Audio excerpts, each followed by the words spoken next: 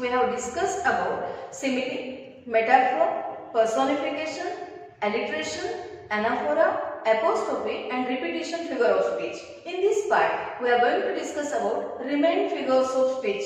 What is figure of speech? We have discussed before. Figure of speech, singular, and figures of speech, plural. Then figure of speech, it is a technique used to make language more effective, impressive, expressive, creative or attractive. As we have seen before, these figures of speech which enhances the language, which is the method of communication of language, and so it is the most important part in prose, poetry and drama. बघा आपण पूर्वीच्याच व्हिडिओमध्ये figures of speech म्हणजे काय discuss केले, 7 figures of speech आपण तिथे discuss केलेले आहेत आणि उरलेले फिगर ऑफ स्पीच आपण या पार्ट मध्ये डिस्कस करणार आहोत आणि त्याच्या पुढच्या काही उरलेल्या फिगर ऑफ स्पीच आपण तिसऱ्या पार्ट मध्ये डिस्कस करणार आहोत. फिगर ऑफ स्पीच म्हणजे अलंकार म्हणजे काय हे आपण पूर्वीच्या व्हिडिओमध्ये डिस्कस केलेलंच आहे. तो व्हिडिओ तुम्हाला काळजीपूर्वक पाहायचा आहे की जेणेकरून तुम्हाला फिगर ऑफ स्पीच कशासाठी वापरली जाते ही कल्पना क्लिअर होऊन जाईल. आता उरलेल्या फिगर ऑफ स्पीच आपण या व्हिडिओमध्ये बघणार आहोत. First figure of speech, metonymy. Metonymy in Marathi it is called as अजह लक्षण अलंकार, लक्षणालंकार. Then what is metonymy? It is an object is designated by name of something we generally associated with. It replaces the name of something. See here, what is metonymy? It is an object is designated by the name of something which is generally associated with.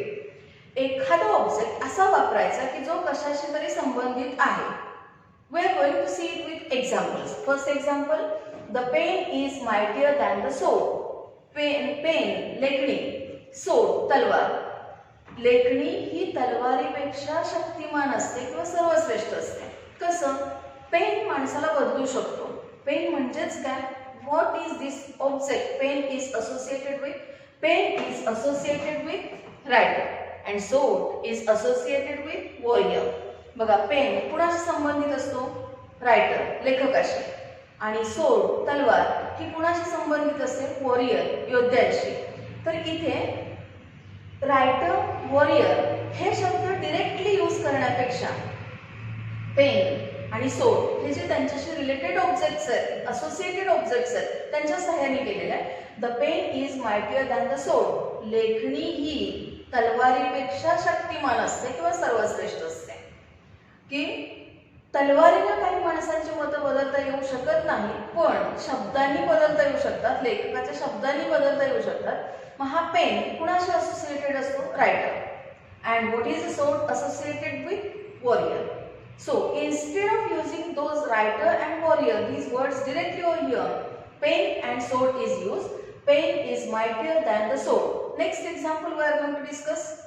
Let me give you a hand. Let me give you a hand. Here, hand, it is used for help. Hand suggests help. Hand is closely associated with help. And so, here, whatever is generally associated with the name of that object is designated over here. It is the replacement of the name. He replacement असते नावाची. Writer किंवा warrior याच्याऐवजी आपण pen किंवा सोड असे objects use केले. Help हा शब्द डायरेक्ट वापरण्याऐवजी हँड हा शब्द वापरला की जो आपल्याला तो त्याच्याशी असोसिएटेड आहे हे दाखवतो. म्हणून अशा असोसिएटेड विथ अशा ऑब्जेक्ट्सची नावं तिथं वापरणं म्हणजेच मेटोनिमी, अजह लक्षण, लक्षणालंकार. Next figure of speech, synecdoche. The actual pronunciation of this synecdoche. Most of the people pronounce it as synecdoche. बरेचसे लोक याला synecdoche असं म्हणतात, पण त्याचं actual pronunciation synecdoche असं आहे. We are going to pronounce it as synecdoche. Then what is synecdoche? In Marathi it is called as निर्देशक अलंकार, निर्देशालंकार. Then what is this synecdoche? A part is used to make out whole and the whole to make out the part. Part is used for whole and whole is used for part. एखादा भाग सांगितला जातो एखादी संपूर्ण गोष्ट पटवून देण्यासाठी आणि एखादी संपूर्ण गोष्ट सांगितली जाते एखादा पार्ट समजून देण्यासाठी. It is called as synecdoche. The understanding of one thing by means of another. एका गोष्टीमधून आपल्याला दुसऱ्या गोष्टीचा अर्थ बोध होतो. We are going to see it with examples. For example, two heads are better than one. See here, two heads are better than one. Heads, it is the part of the body. It is used for persons. बघा, heads, part of the body. हा part सांगितलाय कुणासाठी? Hole पर्सन्ससाठी. दोन माणसांचं काम हे एकत्रितरित्या केलेलं केव्हाही एका माणसाच्या कामापेक्षा चांगलं असतं. एखादं काम एकट्याने करण्यापेक्षा दोघांनी मिळून केलेलं खूप मोठं होतं किंवा खूप चांगलं होतं. तर इथे टू हेड्स, ते पर्सन्स हा शब्द वापरण्याऐवजी त्याचा पार्ट वापरलाय. Two heads are better than one. So part is use to show persons. Same example is second one given over here. The city was confused. The city was confused. See here, city. It stands for citizens in the city. Citizens means the people living in that city. So indirectly we find some words are used over here which show whole, and whole also shows part. So it is called as synecdoche figure of speech. Next figure of speech we are going to see antithesis. Antithesis in Marathi we call it as विरोधाभास. काहीतरी विरोधी दर्शवलेलं असतं. Then what is that opposite? We are going to see two opposite words are placed in one sentence or one line. In one line or one sentence we find two opposite words are used which have no philosophical meaning. These have straightforward meaning, simple meaning. अगदी सरळपणे आपल्याला तो विरोध दिसतो. असं सरळपणे एखादा विरोध ज्याच्यामध्ये फार तत्वज्ञान वगैरे काही नसतं, तर असं जेव्हा असतं तेव्हा अँटिथिसिस फिगर ऑफ स्पीच असतं आणि याच्यामध्ये दोन विरोधी अर्थाचे शब्द एकाच ओळीमध्ये वापरलेले असतात. How? See here, the open window shut with bang. The open window shut with bang. Open, shut, these are opposite words. उघडलेली खिडकी धाडकन बंद झाली. Opposite and shut. Two opposite words are used or brought together, put together in one line or one sentence to make it more expressive. The next one, man proposes, God disposes. Proposes, disposes. Two opposite words. Next one, paradox figure of speech. It is also showing opposite, विरोधाभास. इथे पण विरोधाभास दर्शवलेला असतो. But how? Two opposite ideas put together. Here we find two opposite ideas put together. These are contradictory statements. विरोध दर्शवणारी वाक्य असतात त्याच्यामध्ये. Contradictory statements, but it tells the truth. सत्य सांगणारी असतात ती. Truth is conveyed under the term of an apparent absurdity.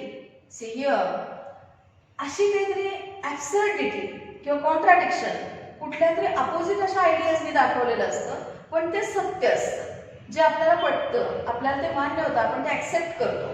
तर अशी फिगर ऑफ स्पीच म्हणजे पॅराडॉक्स, विरोधाभास. इथे पण विरोधाभास आहे, इथे पण विरोधाभास आहे, पण इथे फक्त आपल्याला अपोजिट वर्ड्स दिसतात. फार फिलॉसॉफिकल मिनिंग नसतो, स्ट्रेट फॉरवर्ड मिनिंग असतो. इथे मात्र थोडंसं ट्रूथ, थोडंसं फिलॉसॉफिकल टच असतो इथे. Two opposite ideas put together, contradictory statements. Truth is conveyed under the term of an apparent absurdity. For example, success is failure turned inside out. Success is failure turned inside out. अपयश ही यशाची पहिली पायरी असते असं जे म्हणतात त्या पद्धतीनं success is failure to turn inside out. Success, failure, two opposite ideas or used here. Though these are two opposite words, but the meaning has truth. It shows truth. Next one, epigram figure of speech. It is also related with opposition. It is also related with contradiction. Then what is this epigram? In Marathi we call it as बोधपर किंवा एखादं सुभाषित, पण त्याच्यामध्ये काहीतरी विरोधाभास असतो त्याच्या अर्थामध्ये. Introducing antithetical ideas. दोन विरोधी आयडियाज, दोन विरोधी कल्पना सांगितलेल्या असतात which excite, surprise and arrest attention of closely resembles a proverb. थोडीफार ही बोधपर सुभाषितपर असतं की ज्याच्यामध्ये आपल्याला थोडासा विरोधाभास जाणवतो. Then what is it? A favourite has no friend. A favourite, एखाद्या चांगल्या गोष्टीला खूपसे मित्र किंवा व्यक्तीला मित्र नसतात. आता हा मिनिंग जो आहे तो कॉन्ट्राडिक्टरी आहे, अँटिथिस्टिकल आयडिया आहे. सत्य काय आहे त्यातलं शोधून काढायचं आहे. A favourite has no friend. Second one, the child is the father of man. बघा, antithetical, it shows the opposition, but it is a proverb. It is closely resembled, or it is very closely related to proverb. It resembles a proverb. The child is the father of man. The child is the father of man म्हणजे काय? लहान मुलांच्याकडून आपण बऱ्याच काही गोष्टी शिकू शकतो. जसं एखाद्या छोट्या गोष्टीसाठी मोठी माणसं खूप भांडत बसतात, पण छोटी मुलं जी असतात ती वाईट गोष्टी पटकन सोडून देतात आणि पुन्हा ती एकत्रित होऊन खेळतात. एक काहीतरी फिलॉसॉफिकल मिनिंग आपल्याला दिसतो, बोधपर काहीतरी त्या वाक्यामध्ये दिसतं. It is called as epigram. So introducing antithetical ideas which excite, surprise and arrest. आपल्याला आश्चर्य वाटतं त्या वाक्यामधून, एक्साइटमेंट असते त्याच्यामध्ये, आणि ते आपल्याला अरेस्ट, अटेन्शन, आपलं लक्ष वेधून घेतात अशी वाक्य. It is called as epigram. Next figure of speech, आयरनी. आयरनी, उपहास किंवा उपरोध. उपरोधाने आपण एखाद्याला बोलतो, म्हणजे वाक्य एक बोलतो पण त्याचा मिनिंग मात्र अपोजिट असतो. So here we say one thing but mean just opposite. आपण एखादी गोष्ट बोलतो पण त्याचा मिनिंग मात्र पूर्णपणे वेगळा असतो, पूर्णपणे विरोधी असतो. It is called as irony. In Marathi we call it as उपरोध.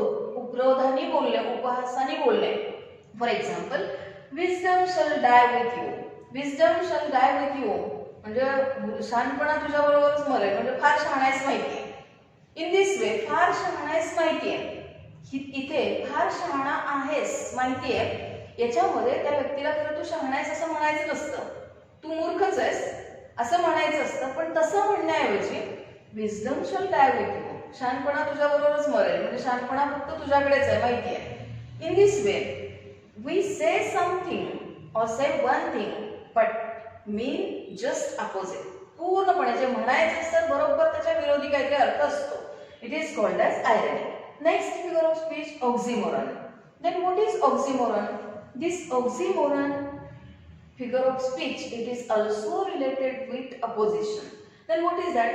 Two words of opposite meaning are placed side by side, arousing humor. This is important one.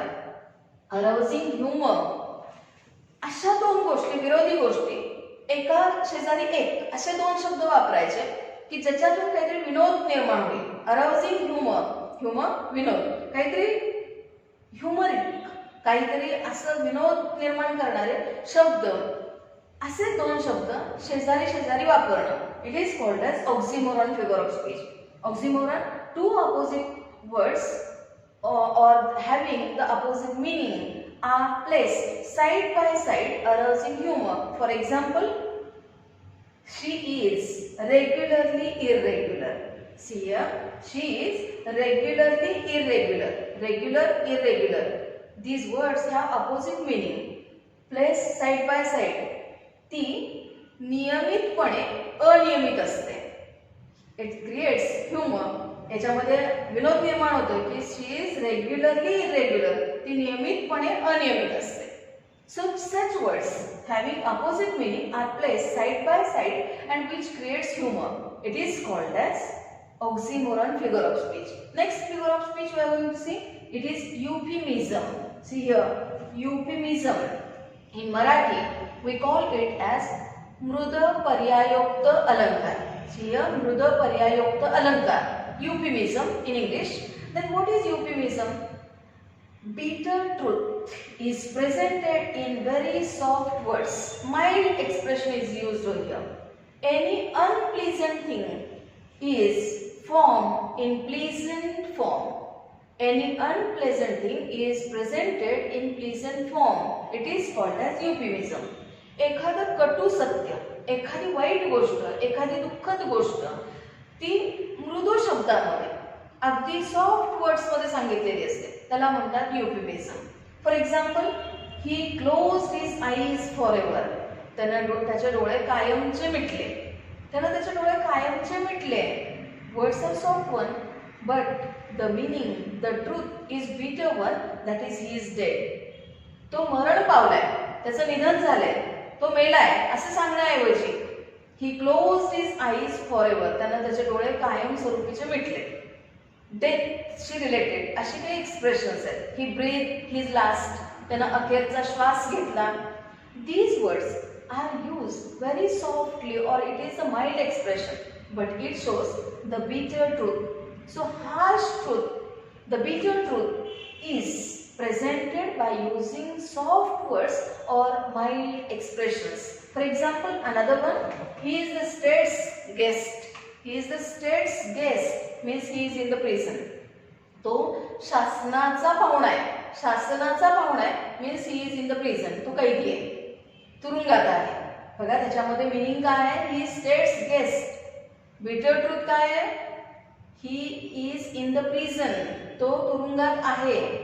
पण सांगितलंय किती सॉफ्ट वर्ड्स मध्ये, he is the states guest. So friends, in this video we have discussed about these figures of speech, that is metonymy, synecdoche, then antithesis, paradox, epigram, irony, oxymoron and euphemism.